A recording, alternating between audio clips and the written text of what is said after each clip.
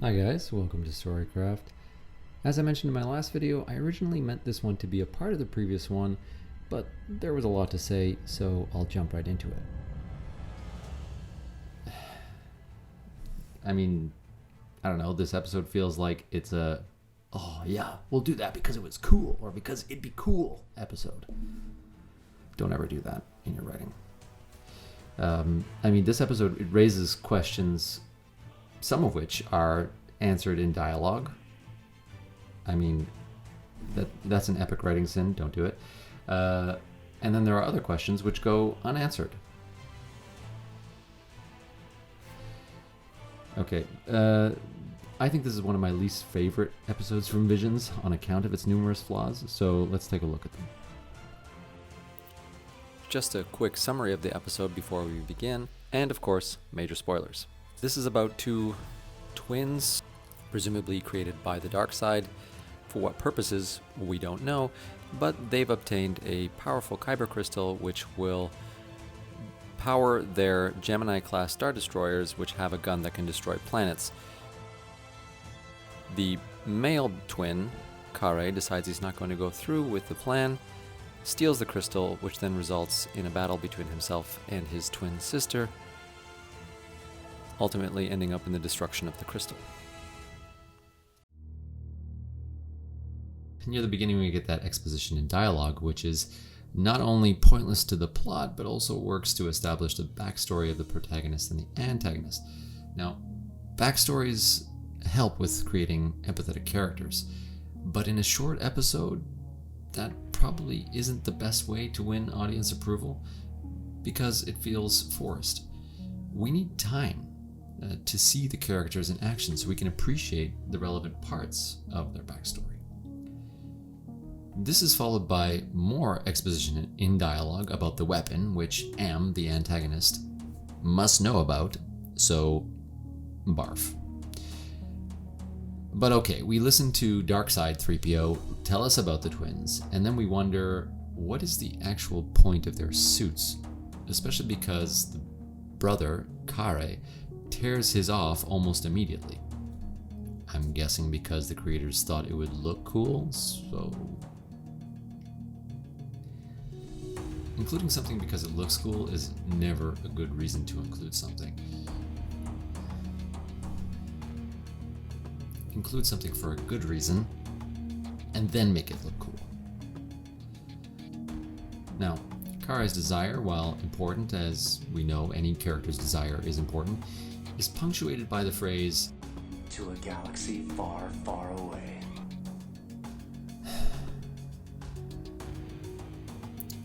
It's a failed attempt at intertextuality. You can't intertextualize your own text without it feeling cheap.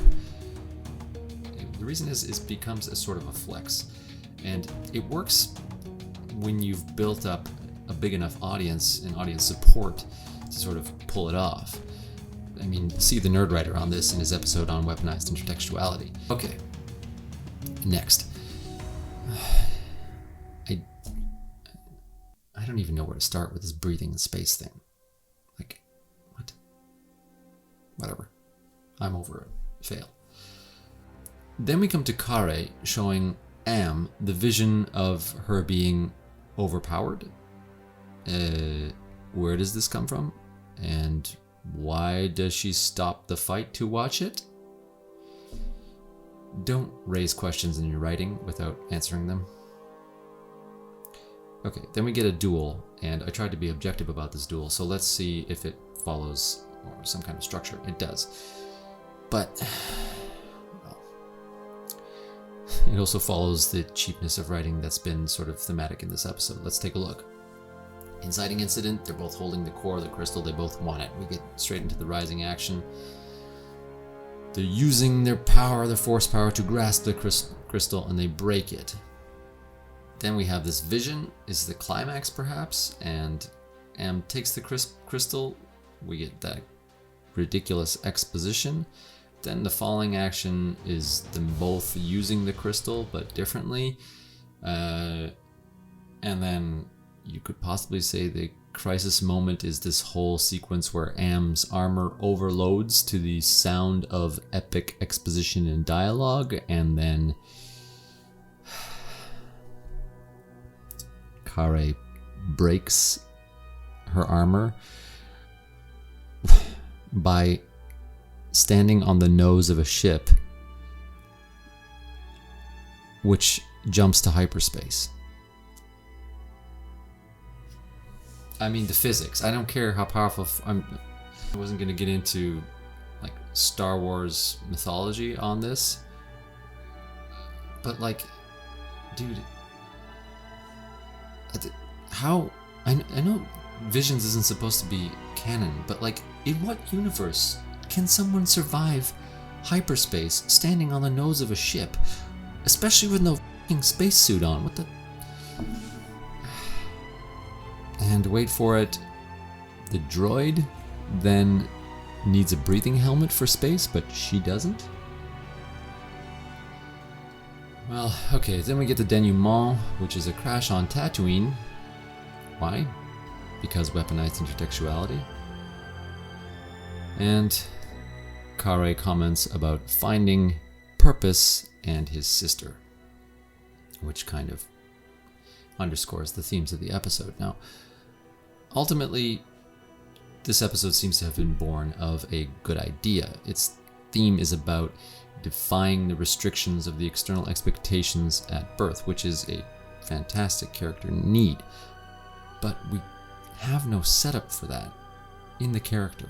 Instead, Kare's want of wanting to do good is supposed to be enough for us to grasp that theme.